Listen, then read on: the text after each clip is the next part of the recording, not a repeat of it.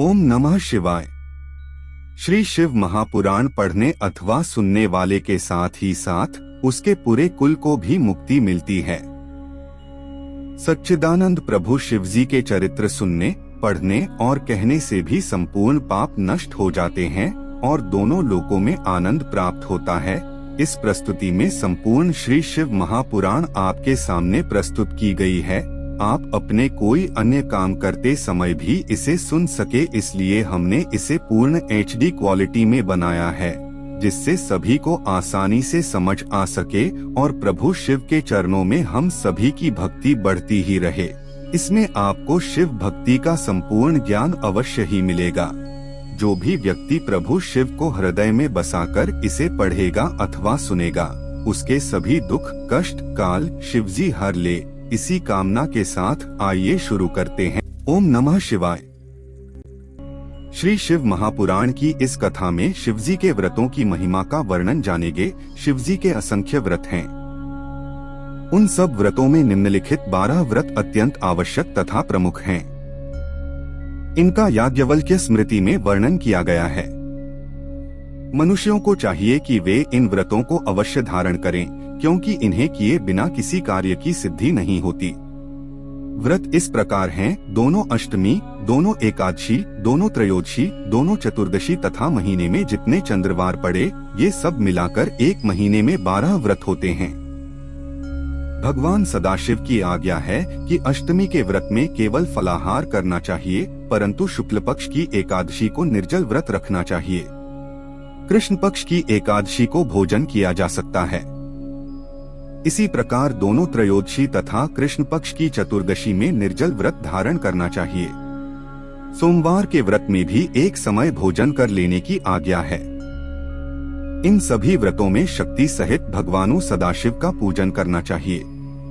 इन व्रतों में अपनी सामर्थ्यानुसार शिव भक्तों को भोजन कराना चाहिए तथा शक्ति के अनुसार दान देना चाहिए। जो मनुष्य इन 12 व्रतों में से एक व्रत भी नहीं करता, उसे महापतित समझना चाहिए। जो मनुष्य शिवजी के सभी व्रतों को करता है, उसे परम पवित्र समझना चाहिए। यदि कोई मनुष्य 12 व्रत रखने में असमर्थ होने के कारण केवल एक व्रत ही धारण करता है, तो वह भी शुभ है। इन दोनों प्रकार के व्रत रखने वालों पर भगवान सदाशिव सदैव अपनी कृपा बनाए रहते हैं। 4 वस्तुएं मुक्ति प्रदान करने वाली हैं। उन्हें इस प्रकार जानना चाहिए: 1 शिवजी का पूजन, 2 शिवजी का जप, 3 शिवजी का व्रत तथा 4 काशी में मृत्यु। ये चारों बातें शिवजी को अत्यंत प्रिय तथा संसार में अत्यंत सुख प्रदान करने वाली हैं। इन सब व्रतों में शिवजी का व्रत अत्यंत श्रेष्ठ कहा गया है। शिवरात्रि के व्रत को सभी वर्ण, सभी आश्रम तथा सभी आयु के स्त्री पुरुष धारण कर सकते हैं।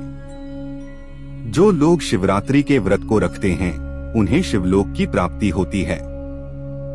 भगवान सदाशिव की महिमा के समान ही शिवरात्रि व्रत की महिमा भी अनंत है। कोई मनुष्य कैसा भी पापी क्यों न हो, यदि वह शिवरात्रि का व्रत कर लेता है तो उसके संपूर्ण पाप नष्ट हो जाते हैं। संसार में जितने भी धर्म, तप, योग आदि हैं, उनमें कोई भी इस व्रत के समान नहीं है। शिवरात्रि का व्रत शिवजी को अपने प्राणों के समान अत्यंत प्रिय है। शिवरात्रि व्रत के द्वारा यज्ञदत्त नामक ब्राह्मण के पुत्र गुणनिधि ने, सुमति नामक स्त्री ने तथा व्याध आदि ने श्रेष्ठ गति को प्राप्त किया है। सभी देवता एवं मुनि आदि इस व्रत को धारण करते हैं तथा अभिलाषित फल प्राप्त करते हैं। शिवरात्रि तथा बाकी पूरे 12 व्रतों का वृतांत संक्षेप में आने वाली कथा में जानेंगे। ओम नमः शिवाय।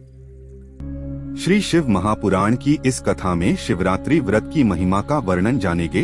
भगवान सदाशिव की महिमा के समान ही शिवरात्रि व्रत की महिमा भी अनंत है। कोई मनुष्य कैसा भी पापी क्यों न हो, यदि वह शिवरात्रि का व्रत कर लेता है तो उसके संपूर्ण पाप नष्ट हो जाते हैं। शिवरात्रि के व्रत को सर्वोपरि जानना चाहिए। यद्यपि प्रत्येक महीने की कृष्ण पक्ष की चतुर्दशी को यह व्रत होता है, परंतु माघ मास में इस व्रत को विशेष रूप से आवश्यक कहा गया है। इसी प्रकार फाल्गुन मास को चतुर्दशी को भी यह व्रत अत्यंत आवश्यक कहा गया है। अर्धरात्रि तक जो चतुर्दशी की तिथि रहे, उसी को शिवव्रत के लिए उपयुक्त कहा गया है। यदि इस शिवव्रत को धारण करके उसी दिन पारण करें तो उससे अधिक शुभ अन्य कुछ नहीं है। यदि चंद्रमा अस्त हो जाए तो पारण नहीं होता। शिवरात्रि व्रत का पारण बहुत सोच विचार करने के उपरांत करना चाहिए। जिस रात्रि को व्रत किया जाए उसके चारों प्रहरों में भगवान सदाशिव का 4 बार पूजन किया जाए। रात्रि के समय पारण न करना तथा चंद्रास्त के संगम को भी त्याग देना उचित है। चंद्रमा के सहयोग बिना यदि दिन में पारण हो सके तो ऐसा सुयोग बड़े भाग्य से ही प्राप्त होता है। यदि चतुर्दशी तिथि पारण के लिए प्राप्त न हो सके तो अमावस्या में ही पारण करना चाहिए। इस प्रकार शिवरात्रि का व्रत प्रत्येक वर्ष में एक बार प्रमुख रूप से होता है। इस व्रत को करने से ब्रह्महत्या आदि के पाप दूर हो जाते हैं। अन्य कोई भी व्रत इस व्रत के समान नहीं है। जो मनुष्य इस व्रत को नहीं करता उसे अनेक प्रकार के कष्ट उठाने पड़ते हैं। ऐसे मनुष्य का कोई भी कार्य पूरा नहीं होता। वह संसार में रहकर रोगों से ग्रस्त रहता है तथा मृत्यु के उपरांत भी मुक्ति प्राप्त नहीं करता। यदि यह व्रत कभी अनजाने में भी हो जाए तो भी व्रत करने वाले को श्रेष्ठक्ति प्राप्त होती है। यदि कोई पापी मनुष्य इस व्रत को धारण करता है तो उसे दोनों लोकों में प्रसन्नता प्राप्त होती है। जो मनुष्य निश्चय पूर्वक इस व्रत को धारण करता है उसे देखकर यमराज भी भयभीत होने लगते हैं। ऐसे मनुष्य पर शिवजी सदैव प्रसन्न रहते हैं तथा उस पर अत्यंत कृपा करके लोक में सभी पदार्थ तथा प्रलोक में मुक्ति प्रदान करते हैं। शिवरात्रि व्रतधारी का संपूर्ण कुल भी मुक्त हो जाता है तथा देवता मुनि आदि सभी लोग उसकी प्रशंसा करते हैं। चारों प्रहर की पूजा विधि का वर्णन प्रातः काल उठकर नित्य कर्म करने के उपरांत सर्वप्रथम प्रसन्नता पूर्वक शिव मंदिर में जाकर भगवान सदाशिव की स्तुति करनी चाहिए। तदुपरांत व्रत धारण करने वाले को पवित्रता पूर्वक अपने हाथ में पानी लेकर यह संकल्प करना चाहिए कि हे सदाशिव, मैं आपका व्रत कर रहा हूँ, उसमें किसी प्रकार का विघ्न न पड़े। इस प्रकार संकल्प करने के उपरांत व्रतधारी को चाहिए कि वह पूजन की संपूर्ण सामग्री को एकत्रित कर उस स्थान पर दक्षिण तथा पश्चिम की ओर आसन बिछाकर पूजन की सामग्री को वहां रखे जहां कोई प्रसिद्ध शिवलिंग स्थापित हो। इसके उपरांत व्रतधारी को उचित है कि वह सामर्थ्यानुसार श्रेष्ठ वस्त्र को पहनकर आसन पर बैठे और 3 बार आचमन करने के उपरांत शिवजी का पूजन प्रारंभ करे। नृत्य गायन सहित स्तुति में प्रवृत्त होकर शिवजी के मंत्रों सहित पार्थिव पूजन करना श्रेष्ठ कहा गया है। व्रतधारी को उचित है कि शिवरात्रि की महात्म्य को या तो स्वयं पढ़े अथवा किसी अन्य के द्वारा श्रवण करे। कथा कहने वाले की अनेक प्रकार की सेवा पूजा करना आवश्यक है। शिवजी को श्रेष्ठ वस्तुओं का भोग लगाने के उपरांत चारों प्रहरों में संकल्प करके शिवलिंग का पूजन करना श्रेष्ठ कहा गया है। शिवरात्रि को रात भर जागरण करके बड़ा उत्सव मनाना चाहिए। प्रातःकाल होने पर पुनः स्नान करके शिवजी का पूजन करना श्रेष्ठ कहा गया है। प्रातःकाल स्तुति करने के उपरांत व्रतधारी को भगवान सदाशिव के प्रति यह विनय करनी चाहिए कि हे प्रभु, मैंने श्रद्धापूर्वक आपके व्रत में अपना मन लगाया है, अस्तु आप मुझे अपना जानकर प्रसन्न हो तथा मेरे संपूर्ण मनोरथों को पूरा करें। इतना कहकर शिवजी के ऊपर पुष्पांजलि छोड़नी चाहिए।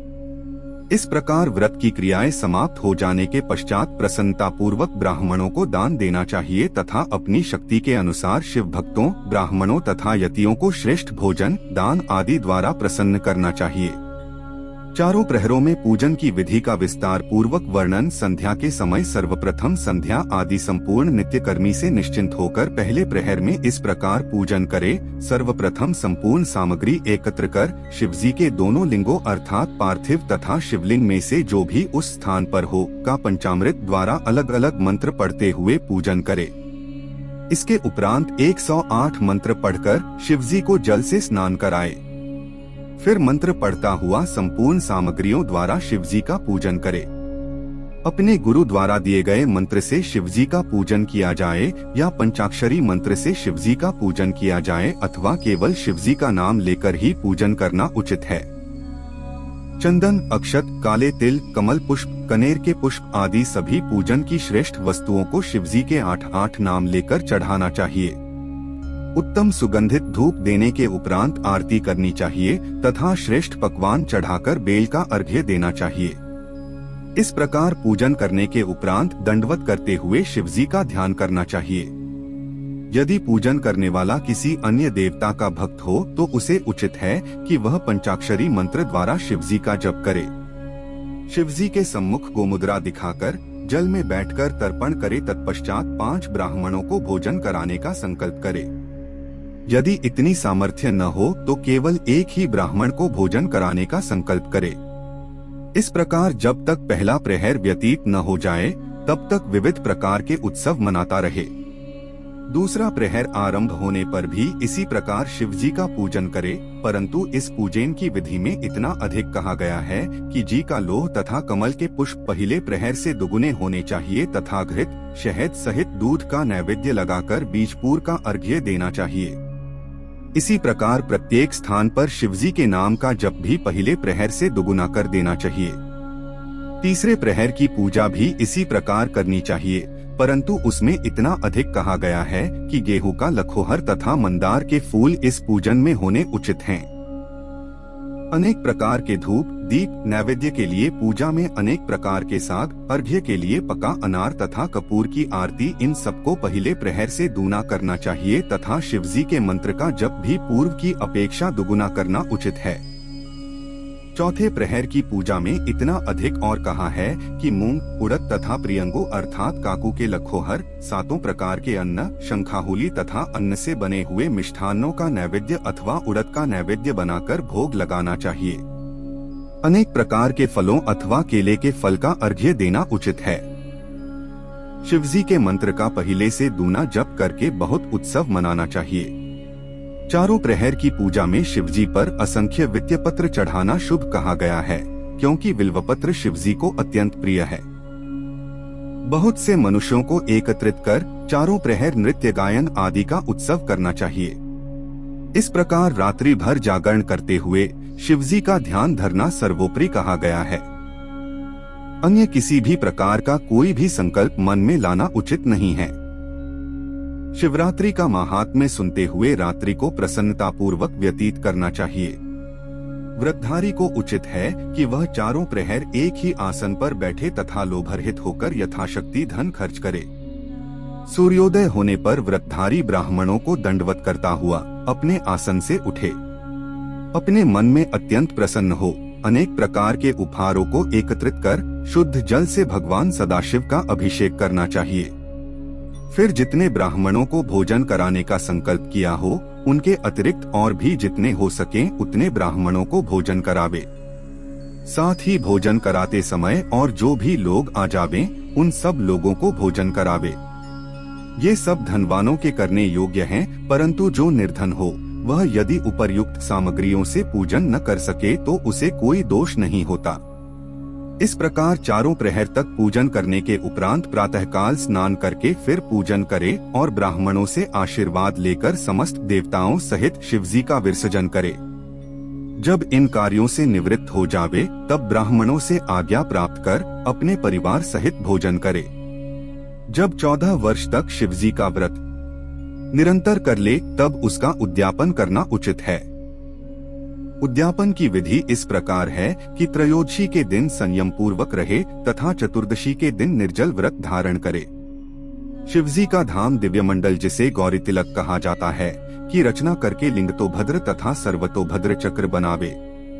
यहाँ 8 कलशों की स्थापना कर उन्हें फल फूल तथा वस्त्रों से सुसज्जित करे। कलश के ऊपर शिवगिरिजा एवं नंदीश्वर की स्वर्ण प्रतिमाओं की स्थापना करे। इन तीनों मूर्तियों को अपनी सामर्थ्य के अनुसार स्वर्ण से बनवाना चाहिए। इतना सब करके दीपक जलाकर दाहिनी ओर रखे तथा प्रसन्नता पूर्वक रात्रि भर जागरण करके चारों प्रहरों में शिवजी का 4 बार पूजन करे।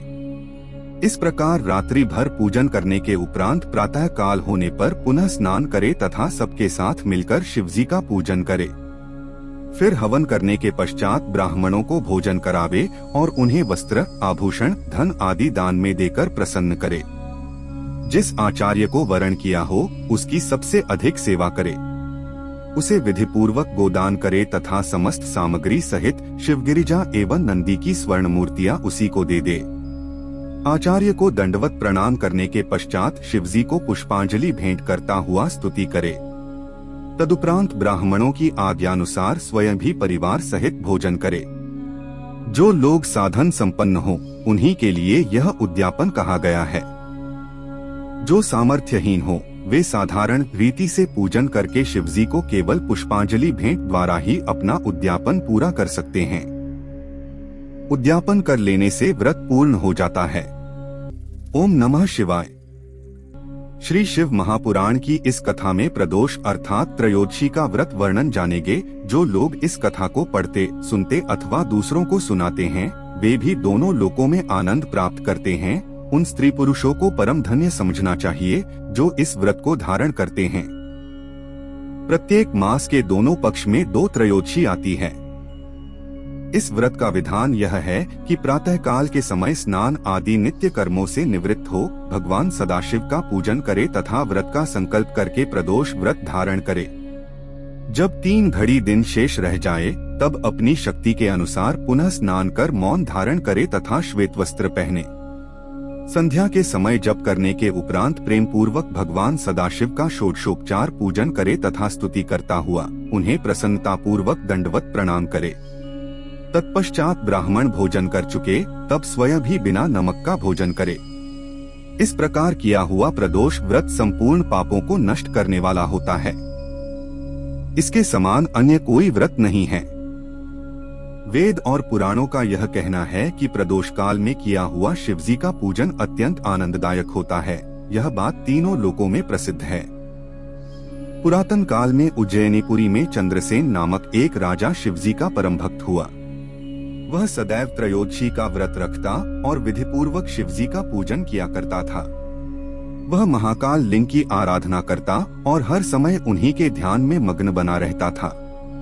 एक दिन पूजा मणिभद्र नामक शिवजी के एक गण ने उस राजा पर प्रसन्न होकर उसे चिंतामणि नामक एक मणि दी। उस मणि का यह गुण था कि जिस मनुष्य के पास वह मणि रहती थी तथा जो मनुष्य उसे देखता, स्पर्श करता अथवा स्मरण करता था वह संपूर्ण विपत्तियों से छूटकर अतुलनीय आनंद को प्राप्त करता था। उस मणि का स्पर्श पाते ही सभी धातुएं स्वर्ण की हो जाती थीं। अस्तु उस मणि को धारण करने के कारण राजा चंद्रसेन सूर्य के समान तेजस्वी प्रतीत होने लगा। जब अन्य राजाओं को उस मणि का प्रभाव ज्ञात हुआ तब उन्होंने चंद्रसेन से उस मणि को स्वयं प्राप्त करना चाहा, परंतु राजा ने किसी को भी वह मणि नहीं दी। निदान सब राजाओं ने एकत्रित होकर उसके नगर पर चढ़ाई कर दी। जब उज्जैनीपुरी के चारों ओर उन राजाओं की सेनाएं घेरा डाले पड़ी हुई थीं तथा सभी नगर निवासी अत्यंत व्याकुल हो रहे थे, उस समय दूसरे दिन शिवजी का प्रदोष व्रत आया। तब राजा अपने शत्रुओं की कुछ भी चिंता न करके 3 घड़ी दिन शेष रहने पर भगवान महाकाल का पूजन करने के निमित्त मंदिर में जा पहुंचा।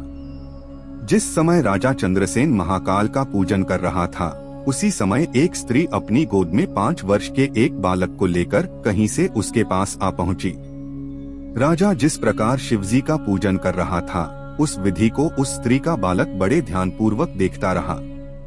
कुछ देर बाद जब वह स्त्री अपने पुत्र को साथ लेकर घर चली गई तब घर जाकर उस बालक के हृदय में शिवजी की ऐसी भक्ति उत्पन्न हुई कि वह कहीं से एक पत्थर का टुकड़ा उठा लाया और जिस प्रकार उसने राजा को पूजन करते हुए देखा था उसी प्रकार स्वयं भी उसका पूजन करने का प्रयत्न करने लगा।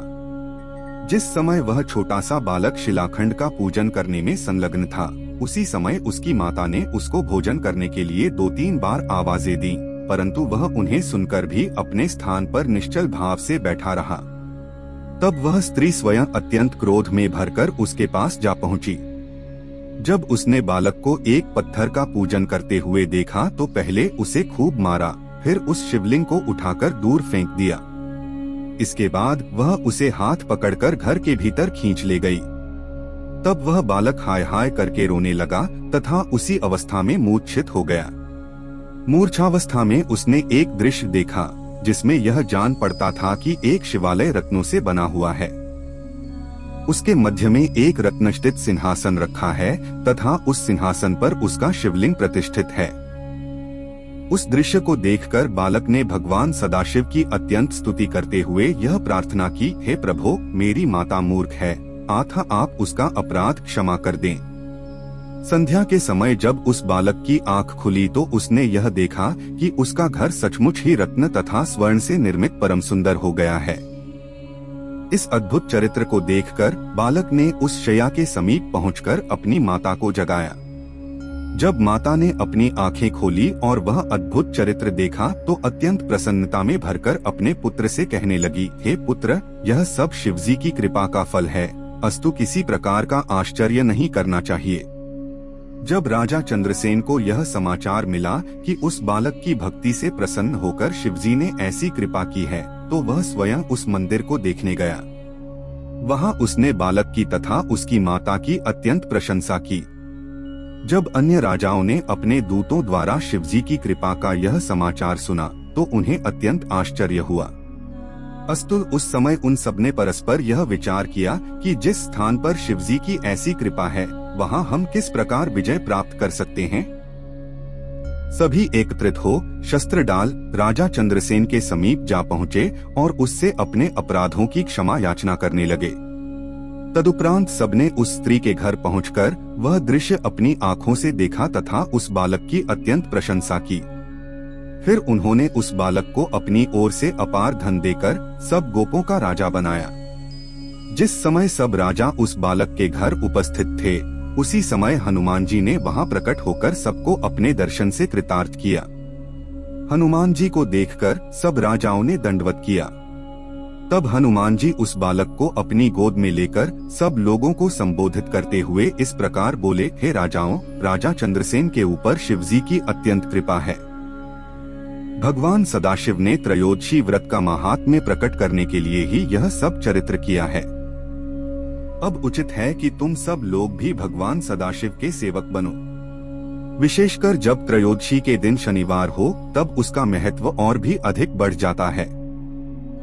दोनों पक्षों की त्रयोदशी तिथियों में शुक्ल पक्ष की त्रयोदशी अधिक शुभ कही गई है। इस बालक ने शुक्ल पक्ष की शनिवार युक्त त्रयोदशी को शिवजी का पूजन किया, इसीलिए इसे ऐसी शुभ गति प्राप्त हुई है। इस बालक की 8वीं पीढ़ी में नंद नामक गोपों का एक राजा उत्पन्न होगा। उसके घर में भगवान विष्णु कृष्ण रूप में अवतार लेंगे।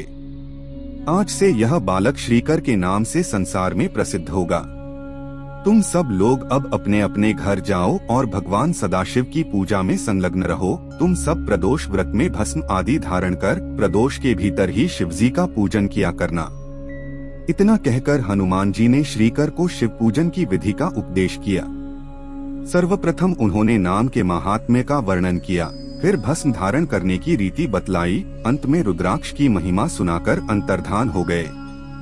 उस समय से श्रीकर ब्राह्मणों के साथ भगवान सदाशिव का पूजन तथा त्रयोदशी का व्रत करने लगा। राजा चंद्रसेन तथा श्रीकर दोनों ही शिव भक्तों में प्रमुख तथा त्रयोदशी का व्रत धारण करने वालों में अत्यंत प्रसिद्ध हुए। त्रयोदशी व्रत की ऐसी महिमा है। त्रयोदशी व्रत का यह महात्म्य संपूर्ण मनोरथों का प्रदान करने वाला है। जो लोग इस कथा को पढ़ते, सुनते अथवा दूसरों को सुनाते हैं, वे भी दोनों लोकों में आनंद प्राप्त करते हैं। ओम नमः शिवाय। श्री शिव महापुराण की इस कथा में एकादशी व्रत का महात्म्य जानेंगे। एकादशी तिथि सब तिथियों में श्रेष्ठ तथा उत्तम है। शिवजी को दोनों पक्षों की एकादशी प्रिय है। शुक्ल पक्ष की एकादशी में अन्नजल रहित होकर व्रत धारण करना चाहिए। उसकी विधि यह है कि प्रातः काल उठकर नियम पूर्वक स्नान तथा शिवजी का पूजन करे। पूरा दिन शिवजी के भजन कीर्तन में बिताए। संध्या के समय पुनः स्नान करे तथा शिवजी का पूजन कर उन्हें प्रसन्न करे। शिवजी को प्रसन्नता प्रदान करने के हेतु गाल बजाए तथा आरती उतारे। कृष्ण पक्ष की एकादशी में संध्या समय भोजन करना तथा शुक्ल पक्ष की एकादशी में निर्जल रहना उचित है, परंतु यदि दोनों ही पक्षों में निर्जल व्रत धारण किया जाए तो उसका फल और अधिक शुभ होता है। अस्तु इसे कभी भी नहीं त्यागना चाहिए। एकादशी का व्रत रखने वाला मनुष्य संसार में संपूर्ण भोगों को भोगकर अंत में शिवपुरी को प्राप्त करता है। इस संबंध में एक कथा इस प्रकार है। सूर्यवंशी राजा मांधाता ने इस व्रत को किया था। संयोगवश एक बार अयोध्या में बड़ा अकाल पड़ा तथा अन्न उत्पन्न न होने के कारण प्रजा अत्यंत व्याकुल हुई। तब सभी प्रजाजन एकत्रित होकर राजा के समीप पहुँचे और हाथ जोड़कर इस प्रकार प्रार्थना करने लगे, हे पृथ्वीपति, ऐसा कौन सा पाप हुआ जिसके कारण यह अकाल पड़ा है और हम लोगों को भारी कष्ट भोगना पड़ रहा है। हे महाराज, हम लोग भूख से मरे जा रहे हैं, अस्तु आपके शरणागत हैं। आप हमारी रक्षा कीजिए और कोई ऐसा श्रेष्ठ उपाय बताइए जिससे सब लोगों का कष्ट दूर हो। प्रजाजनों के मुख से यह वचन सुनकर राजा मांधाता ने अत्यंत लज्जित हो ब्राह्मणों को बुलाया और उनका सम्मान करते हुए हाथ जोड़कर यह पूछा, हे महानुभावों, आप मुझे यह बताने की कृपा करें कि मेरे देश में वर्षों क्यों नहीं हो रही है। इसके साथ ही आप कोई ऐसा उपाय भी बतलाएं जिसके करने से वर्षा होकर सब लोगों को आनंद प्राप्त हो। राजा की प्रार्थना सुनकर सब ब्राह्मणों ने विचार कर उत्तर दिया, हे राजन, वर्षा न होने का कोई कारण हमें ज्ञात नहीं होता, परंतु वर्षा होने के लिए हम तुम्हें उपाय बताते हैं। इतना कहकर ब्राह्मणों ने वर्षा होने के अनेक उपाय बताए, परंतु उन्हें करने पर भी किसी प्रकार वर्षा नहीं हुई। यह देखकर राजा अत्यंत निराश तथा चिंतित हो राजधानी त्याग वन को चल दिए। वहाँ लोमश नामक एक तपस्वी रहते थे। वे तपस्वी बड़े आत्मदर्शी, ज्ञानी तथा शिवजी के भक्त थे। राजा ने उन्हें सिद्ध जानकर बहुत प्रकार से स्तुति प्रशंसा की। फिर हाथ जोड़कर इस प्रकार कहा, हे सर्वज्ञ प्रभो, अयोध्या में वर्षा न होने के कारण संपूर्ण प्रजा अत्यंत दुखी है। अब मैं व्याकुल होकर अपनी राजधानी त्याग यहाँ वन में चला आया हूँ। सौभाग्य से मुझे आपके श्री चरणों के दर्शन प्राप्त हुए हैं। आप कृपा करके कोई ऐसी युक्ति बताइए जिससे वर्षा हो। राजा की प्रार्थना सुनकर लोमश ऋषि ने उत्तर दिया, हे राजन, भगवान सदाशिव की कृपा से मैं तुम्हें वर्षा होने का एक सरल उपाय बतलाता हूँ। तुम्हें उचित है कि तुम अपनी संपूर्ण प्रजा सहित एकादशी का व्रत धारण करो तथा भगवान सदाशिव का पूजन करो। इस व्रत में शिवजी का पूजन करने के पश्चात ही भोजन करना चाहिए। ऐसा करने से तुम्हारे राज्य में अवश्य वर्षा होगी। लोमश मुनि के यह वचन सुनकर राजा अत्यंत प्रसन्न हो अपनी राजधानी को लौट आए। फिर उन्होंने अपनी प्रजा सहित एकादशी व्रत धारण किया। उसके प्रभाव से खूब वर्षा हुई और संपूर्ण प्रजा का दुख दूर हो गया। ऐसा है एकादशी व्रत का महात्म्य। ओम नमः शिवाय। श्री शिव महापुराण की इस कथा में हम अष्टमी और सोमवार व्रत की महिमा जानेंगे। अष्टमी का व्रत प्रत्येक मास में करना चाहिए। भाद्रपद मास के शुक्ल पक्ष की अष्टमी को शिव पूजन की विधि इस प्रकार है कि प्रदोष काल में दूब लाकर शिवजी का पूजन करे। तदुपरांत फल, फूल, धूप एवं बिल्वपत्र शिवजी के ऊपर चढ़ाकर अर्घ्य, नैवेद्य, दही, चावल और लावा समर्पित करे। इस प्रकार शिवजी का पूजन करने से कोई भी पाप नहीं रह जाता। पूजन करने वाले का शरीर अत्यंत तेजस्वी हो जाता है तथा उसे सभी मनोरथों की प्राप्ति होती है। पूजन करने वाले को चाहिए कि वह शिवजी की प्रसन्नता के हेतु दंडवत प्रणाम करे तथा अनेक प्रकार से स्तुति करता हुआ उनके गुणचरित्रों का पठन पाठन एवं श्रवण करे। इस व्रत में शिवजी का पूजन करने के उपरांत ब्राह्मणों को भोजन कराना चाहिए। तत्पश्चात स्वयं बिना नमक का भोजन करना चाहिए। इस प्रकार भाद्रपद मास की अष्टमी को जो लोग व्रत रखते हैं उनके सभी दुख नष्ट हो जाते हैं। इस व्रत के कारण ब्रह्महत्या का पाप भी नष्ट हो जाता है। दुर्वाष्टमी का व्रत शिवजी को अत्यंत प्रिय है। चारों वर्णों को इस व्रत को धारण करने का अधिकार है। सब वर्णों की स्त्रियां भी इस व्रत को कर सकती हैं। मार्गशीर्ष अर्थात अगहन मास के कृष्ण पक्ष में इस व्रत को निर्जल रहकर धारण करना चाहिए। अगहन मास की अष्टमी का व्रत कालाष्टमी व्रत के नाम से प्रसिद्ध है। इसी दिन दोपहर के समय भैरव जी ने जन्म लिया था। अतः इस व्रत को भैरव व्रत भी कहते हैं। यह सब व्रतों का राजा तथा चारों फलों को प्रदान करने वाला है। भैरव व्रत करने वाले को संसार में कोई भी वस्तु अलभ्य नहीं रहती। इस व्रत को करके अनेक लोगों ने मुक्ति प्राप्त की है। यह व्रत करने की विधि यह है कि मध्याह्न काल में उत्सव करके रात्रि के चारों प्रहर जागरण में बिताए तथा हर प्रहर में शिवजी का पूजन करता रहे। दूसरे दिन प्रातःकाल होने पर स्नान करके भगवान सदाशिव का पूजन करे तथा ब्राह्मणों के छोटे छोटे 8 बालकों को भोजन कराए। इसके पश्चात अन्य ब्राह्मणों को भोजन कराए तथा उन्हें दान दक्षिणा देकर प्रसन्न करे। जब ब्राह्मण भोजन करके विदा हो जाए तब स्वयं भी अपने कुल परिवार तथा इष्ट मित्रों सहित शिवजी का स्मरण करते हुए भोजन करे। इस भैरव व्रत को 1 वर्ष तक निरंतर करना चाहिए। जो लोग इस व्रत को करते हैं उन्हें चारों पदार्थों की प्राप्ति होती। मैं सोमवार के व्रत की महिमा का वर्णन करता हूँ। सोमवार के व्रत को सभी स्त्री पुरुष कर सकते हैं। जो लोग इस व्रत को करते हैं उनके दोनों लोक सुधर जाते हैं तथा उन्हें संपूर्ण मनोकामनाओं की प्राप्ति होती है। सोमवार का व्रत करोड़ों जन्मों के पापों को नष्ट करने वाला है। अस्तु प्रत्येक शिव भक्त को उचित है कि वह सोमवार के दिन व्रत रखकर संध्या के समय शिवजी का पूजन करे। जो विधान त्रयोदशी व्रत का है वही इस सोम प्रदोष के लिए भी उचित है। शिवजी के अतिरिक्त इस व्रत में अन्य किसी देवता का ध्यान करना उचित नहीं है।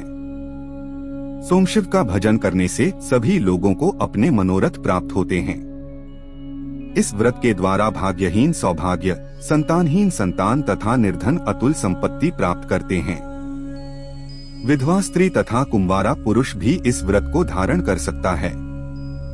इस संबंध में हम तुम्हें इतिहास सुनाते हैं, उसके द्वारा तुम यह जान सकोगे कि इस व्रत के प्रभाव से चित्रांगद मृत्यु से किस प्रकार बचा रहा तथा उसकी स्त्री ने किस प्रकार इस व्रत को करके अपने पतिसहित शिवलोक में स्थान प्राप्त किया।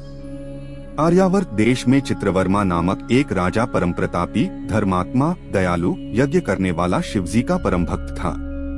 उसने अनेक सुंदर पुत्रों को जन्म दिया। कुछ समय बाद उसके घर में एक कन्या ने जन्म लिया। वह कन्या भी परम सुंदरी थी।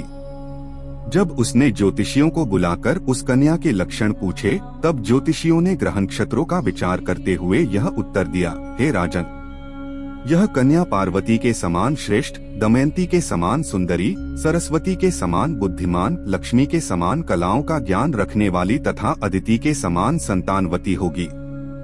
इसका नाम सीमंतिनी होगा। यह 8 पुत्रों को जन्म देगी तथा संसार में यश प्राप्त करेगी। ज्योतिषियों की यह बात सुनकर राजा तथा रानी अत्यंत प्रसन्न हुए। उन्होंने ज्योतिषियों को बहुत सा धन दिया, परंतु उसी समय एक बुद्धिमान ब्राह्मण ने निर्भीकता पूर्वक यह कहा, हे राजन, तुम्हारी यह पुत्री 14 वर्ष की आयु में विधवा हो जाएगी, इसमें कोई संदेह नहीं है।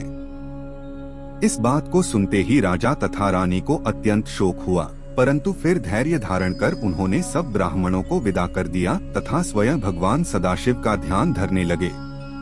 जब वह कन्या युवावस्था को प्राप्त हुई और उसने अपनी सहेलियों के मुख से यह सुना कि एक ब्राह्मण ने 14 वर्ष की आयु में मेरे विधवा हो जाने की बात कही है, तो वह अत्यंत चिंतित एवं दुखी होकर याज्ञवल्क्य मुनि की पत्नी मैत्रेयी के पास जा पहुंची।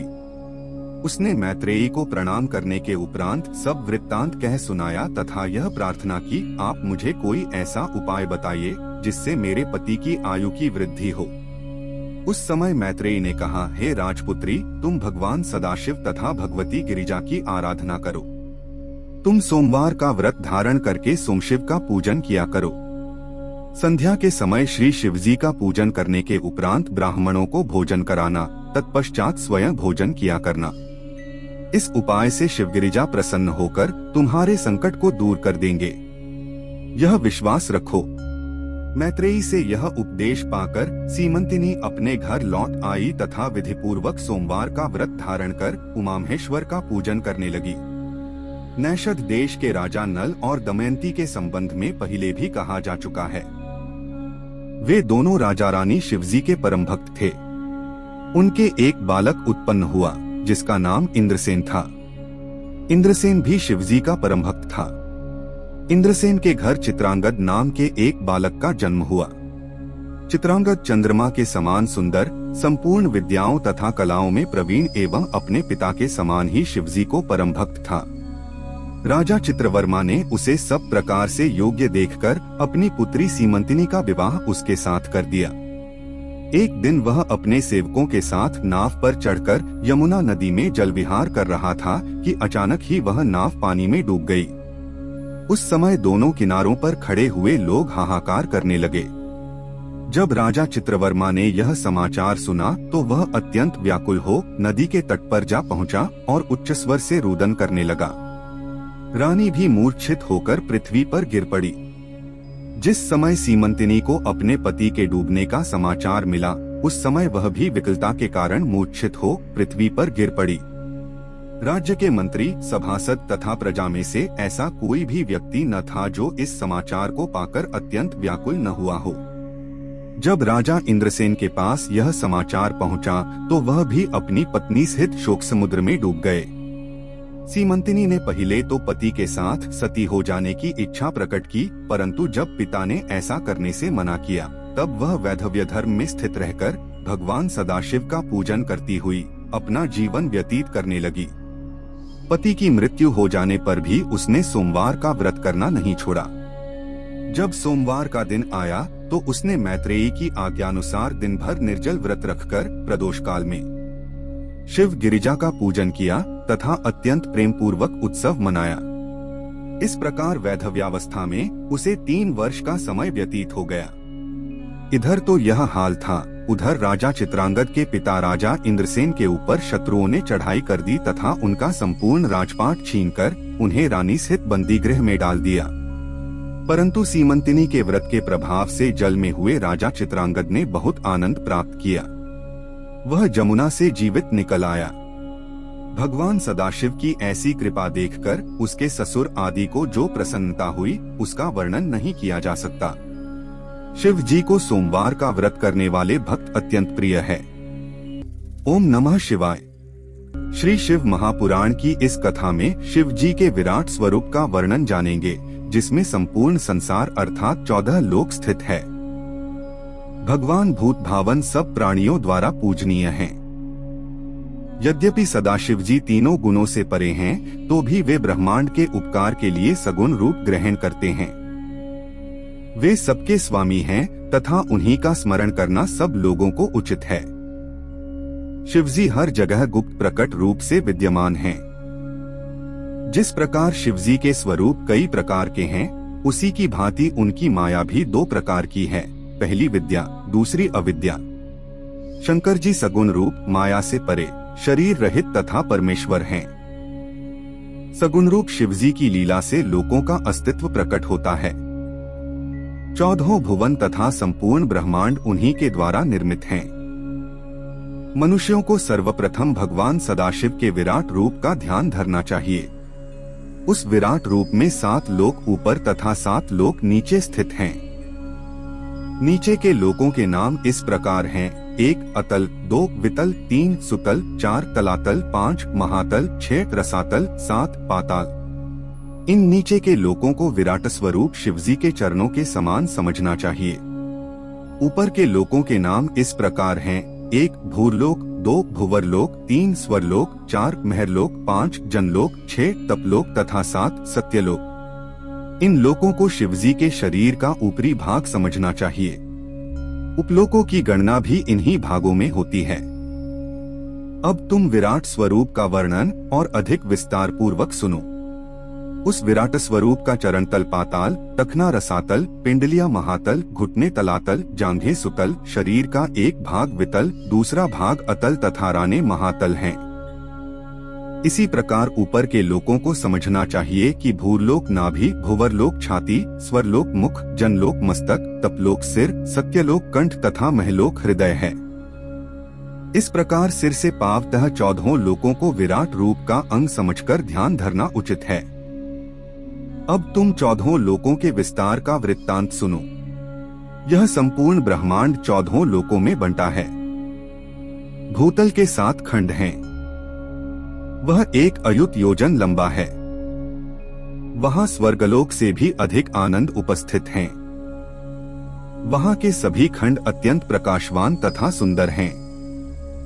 वहां भोग विलास के लिए परम सुंदरी स्त्रियों तथा अपार धन विद्यमान हैं।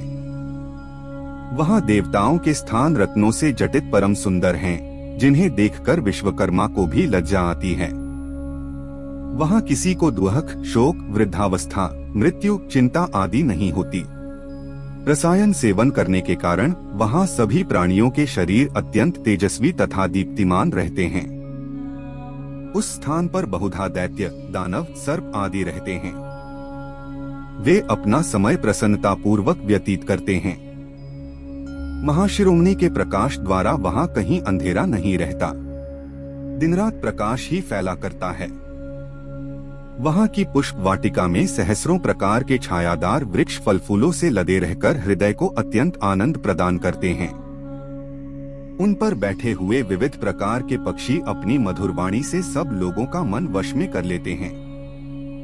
वहाँ की नदियों में कमल के फूल खिले रहते हैं तथा विविध प्रकार की मछलियाँ एवं जल जंतु भ्रमण करते रहते हैं। उनके राजा शेषनाग हैं। उनके सम्मुख अप्सराएं सदैव नृत्य किया करती हैं तथा नाग की कन्याएं सेवा में संलग्न रहती हैं। इस प्रकार 14 लोक अर्थात संसार शिवजी में विद्यमान है। शिवजी सब सर्वत्र है, उनकी लीला का कोई अंत नहीं। मगर इस शिव महापुराण की समाप्ति यहाँ होती है। उम्मीद करते हैं इसमें आपने शिवजी के विषय में बहुत कुछ जाना होगा। प्रभु महादेव सभी को सदा खुश रखे, हम यही प्रार्थना करते हैं। सभी शिव भक्त कमेंट में एक बार अवश्य ही लिखिएगा। ओम नमः शिवाय।